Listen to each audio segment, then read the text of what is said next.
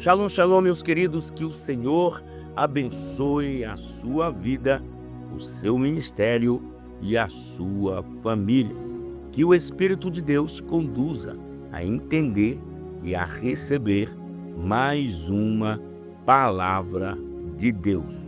Queridos, estamos chegando com um devocional que traz o tema Características do Espírito de Mamor.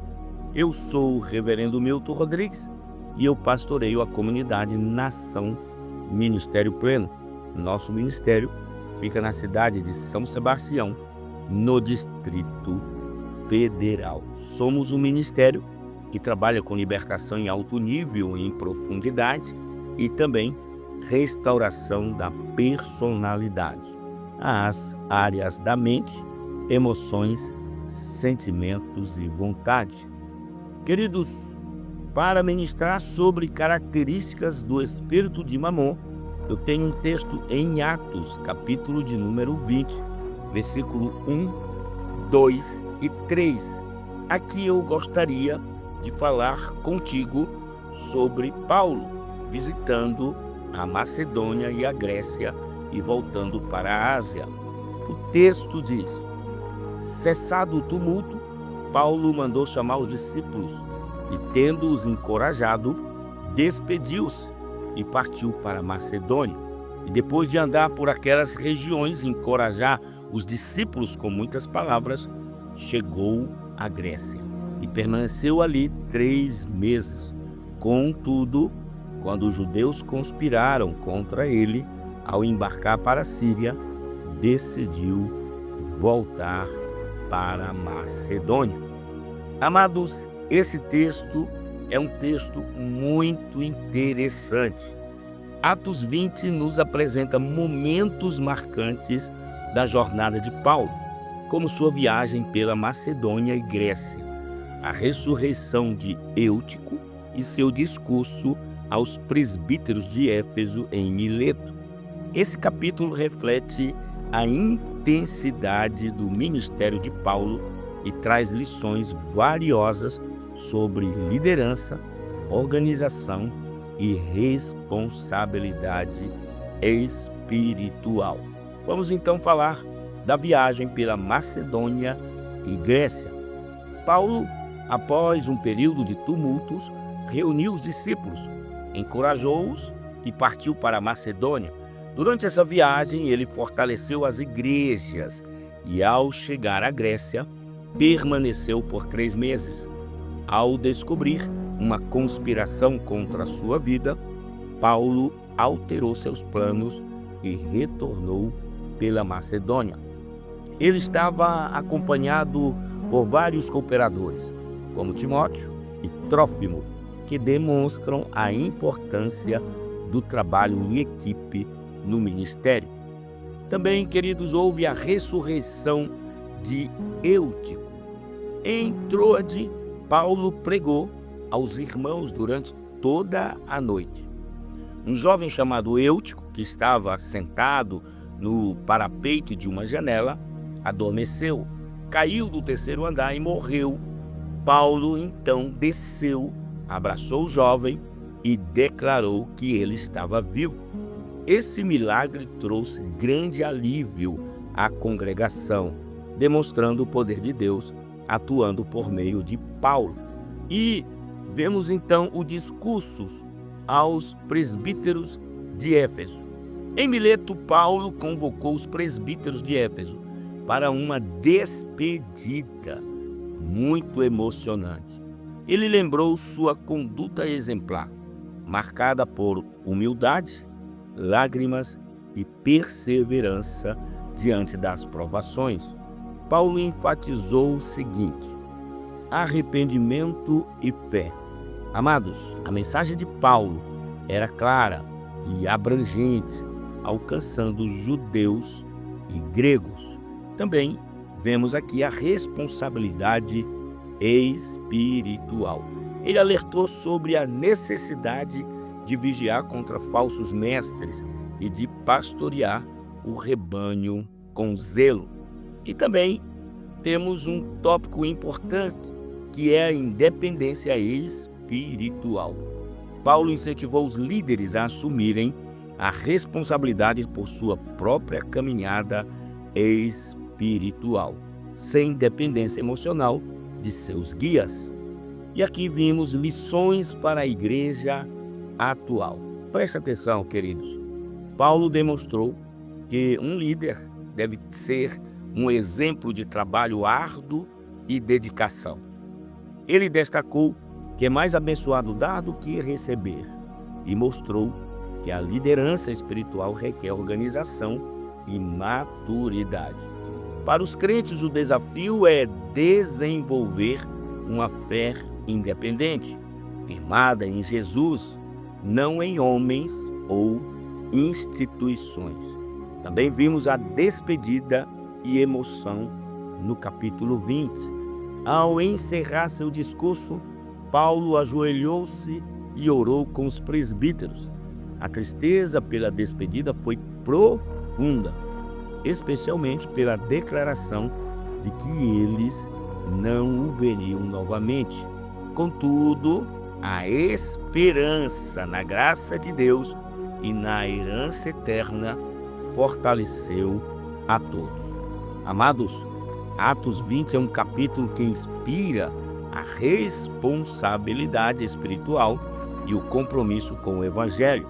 Paulo nos ensina que precisamos cuidar do que Deus nos confiou, sermos vigilantes e maduros na fé, que possamos seguir seu exemplo, servindo com dedicação e preparando outros para caminhar com firmeza em Cristo. Aqui também vimos a maturidade espiritual e a autonomia na presença de Deus. O apóstolo Paulo, amados, em suas cartas, muitas vezes desafia os cristãos a assumirem a responsabilidade por sua caminhada com Deus e a desenvolverem uma intimidade com o Senhor, independente de terceiros. E vimos também o perigo da dependência espiritual. Isso mesmo. Existe um risco de se tornar espiritualmente dependente de líderes, cultos ou eventos específicos. Isso pode levar à idolatria e enfraquecer a relação direta com Deus.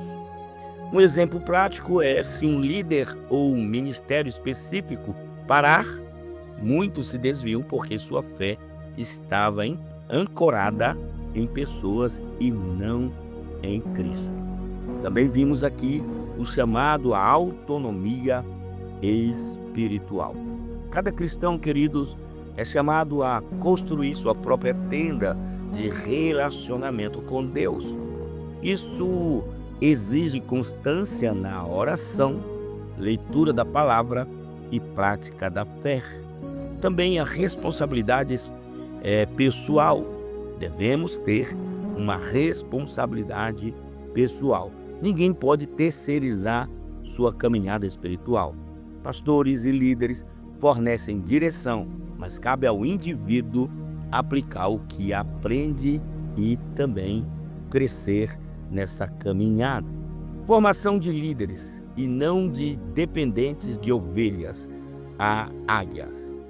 Queridos, você precisa entender que precisamos formar líderes e não ter pessoas dependentes, ou seja, de ovelhas a águias. O propósito de líderes espirituais é equipar as pessoas para que elas mesmas se tornem líderes e possam impactar outros. Aqui vemos que precisamos ter uma transição para a maturidade. Assim como o bebê cresce e deixa o leite para consumir alimento sólido, os cristãos devem amadurecer espiritualmente para cumprir o seu chamado, a sua missão. Também vemos a validação pelo Espírito Santo. A validação mais importante vem de Deus, não dos homens. A conduta, o testemunho e os frutos do Espírito são as evidências do verdadeiro reconhecimento divino. Exemplo pessoal é importante. Mesmo sem um líder humano, no início, fui validado pelo Espírito Santo por meio de sua dedicação e fidelidade. Prosseguir com firmeza é importante. Os cristãos são desafiados a avançar em Cristo, confiando que Deus os valida e promove no tempo certo, como também frutos como evidência. Precisamos ter frutos como evidência. A transformação pessoal e os frutos da fé são os maiores testemunhos de uma vida comprometida com Deus. E aqui eu deixo uma frase, que a mensagem é clara. Quem valida e promove é Deus. E cabe a cada um fazer sua parte com constância e dedicação. Vamos então ver característica do espírito de Mamon. Você está pronto? O espírito de Mamon é identificado como uma influência maligna que incentiva a ganância, o materialismo e a injustiça. Ele se manifesta em diversas áreas da vida, levando as pessoas a comportamentos contrários aos princípios de justiça, integridade e dependência de Deus. Abaixo, queridos, aqui eu vou estar falando para você as principais características e alertas sobre essa influência diabólica, que é o espírito de Mamon. Vamos lá. Injustiça e desonestidade. Queridos, Mamon leva as pessoas a serem injustas e a ignorarem princípios éticos, como mentir em currículos, furar filas ou explorar situações de escassez para obter lucro desonesto. Um exemplo: cobrar preços exorbitantes em momentos de necessidade ou buscar vantagem por meios ilícitos, como esquemas de pirâmide. Também temos a ganância e a idolatria ao dinheiro. Amados, o espírito de Mamon coloca o dinheiro como prioridade máxima, muitas vezes acima de valores familiares, espirituais, ministeriais e morais. Vamos a um exemplo. Pais que pressionam os filhos a serem financeiramente bem-sucedidos a qualquer custo e deixam de ensinar seus filhos a viver princípios bíblicos. Dependência de recursos humanos. Queridos, a dependência de recursos humanos traz a influência de Mamon e faz com que as pessoas coloquem sua confiança em recursos materiais ou em outros seres humanos, ao invés de dependerem de Deus. Vamos a um exemplo. Viver dependendo de ofertas ou presentes, sentindo-se obrigado a agradar pessoas por causa de ajuda financeira. Isto é um perigo. E também a aparência e status. Queridos, há um incentivo a manter uma aparência de sucesso, mesmo que isso leve ao endividamento ou a sacrifícios desnecessários. Um exemplo é comprar itens de luxo ou realizar festas extravagantes apenas para impressionar os outros. Também nós vemos a negligência à essência espiritual. Amados, Mamon desvia o foco da essência para a aparência, incentivando o materialismo e a vaidade. Um exemplo é medir o sucesso com base em bens materiais, como carros de luxo, casas ou acessórios caros. Também nós temos um tópico importante, escapando da influência de Mamon: justiça e integridade. Queridos, pratique a justiça e evite qualquer forma de desonestidade, como sonegar impostos ou buscar dinheiro fácil. Simplicidade e contentamento. Amados, viva de acordo com sua realidade financeira, e evite o consumismo. e a ostentação. Também um tópico importante é dependência de Deus. Confie em Deus como provedor e busque recursos que honrem os princípios do reino de Deus. Também nós temos a liberdade das opiniões alheias. Liberte-se da necessidade de agradar aos outros ou de viver sob pressões sociais.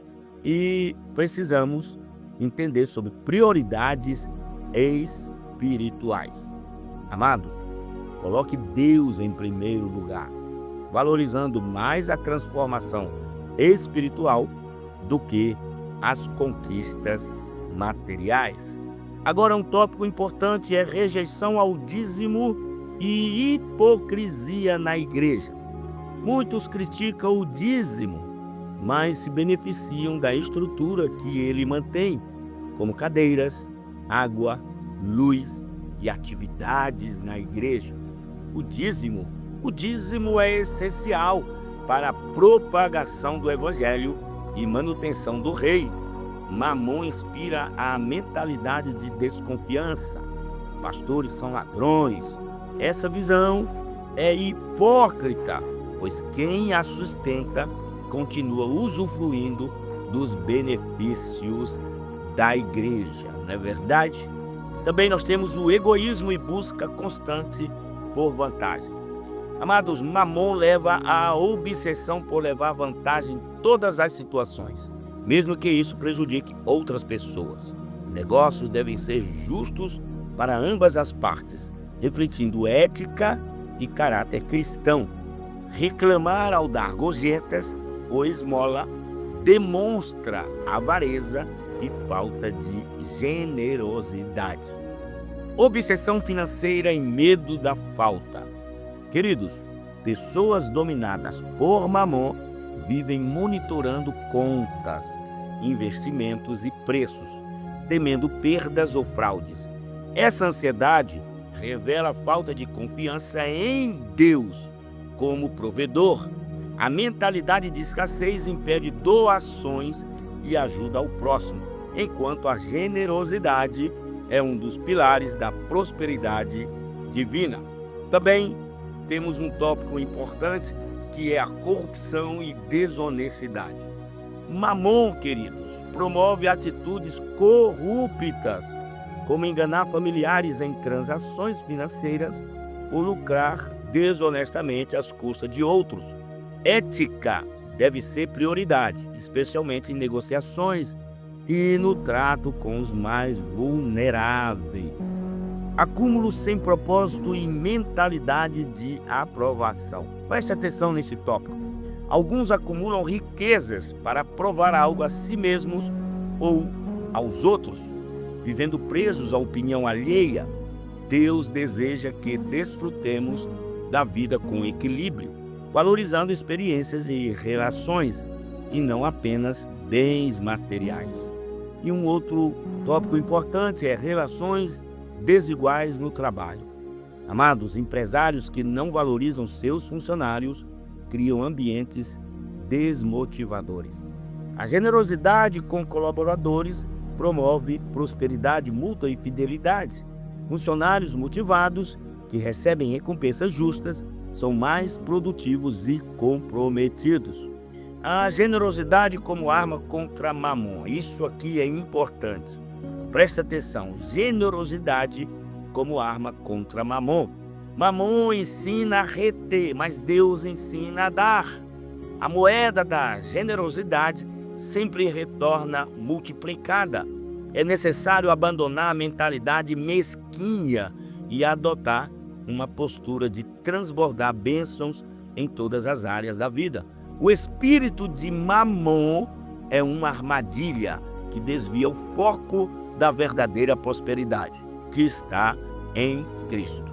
A verdadeira riqueza não está no acúmulo de bens materiais, mas na essência, na justiça e na dependência de Deus. Liberte-se da influência de Mamon. Viva com integridade e mantenha suas prioridades alinhadas aos valores do reino. Aqui eu tenho um passo a passo de um ato profético para você. Vamos lá. Preparação. Escolha um momento tranquilo, de preferência pela manhã ou madrugada, para realizar o ato profético.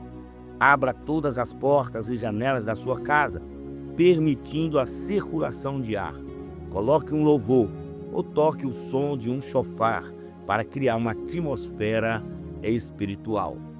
Agora, a primeira etapa é repreensão.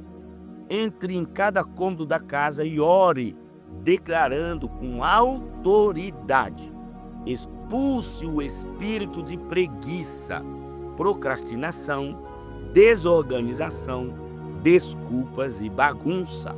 Declare: todo espírito de preguiça que me impede de agir e crescer, saia deste lugar em nome de Jesus.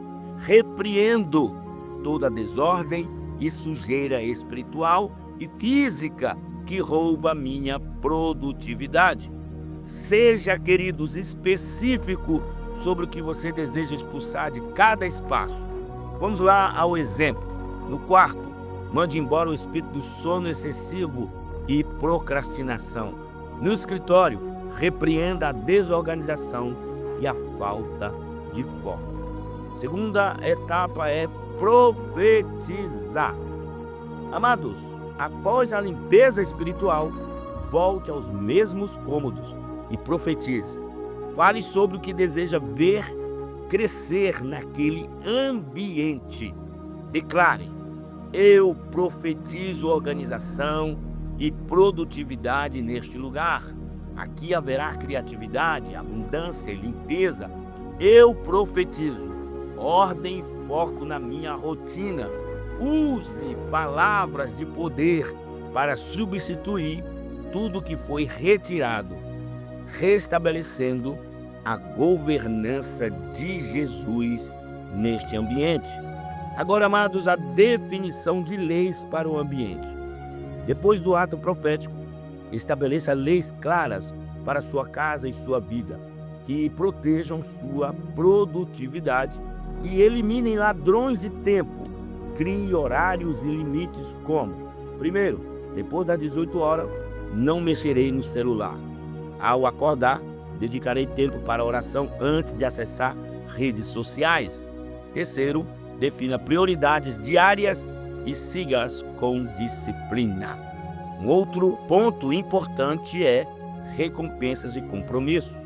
Recompense-se apenas após cumprir suas metas diárias. Primeiro, evite compromissos que desviem seu foco até que tudo esteja alinhado. E segundo, dedique os primeiros meses do ano ou um período específico para organizar sua vida e sua casa.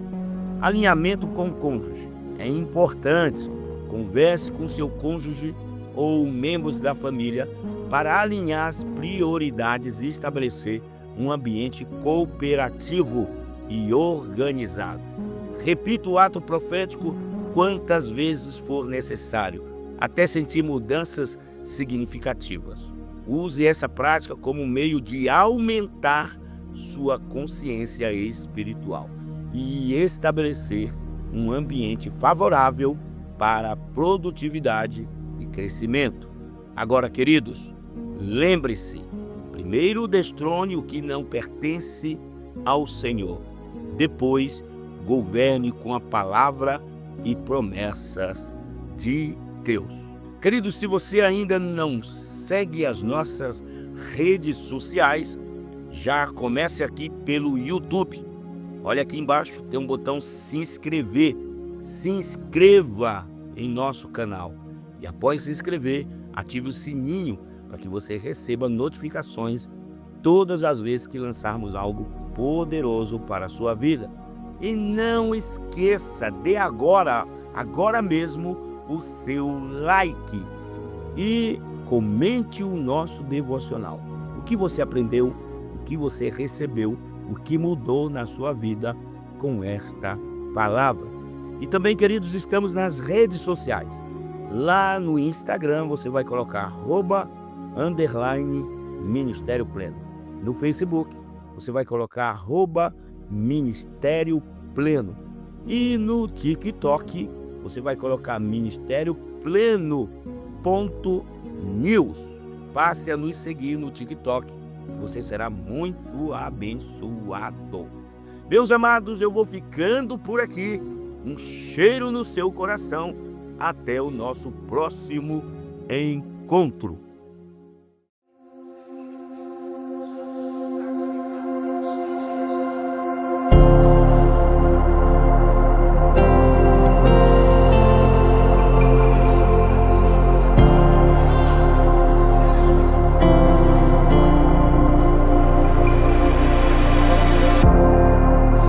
Subirei ao monte,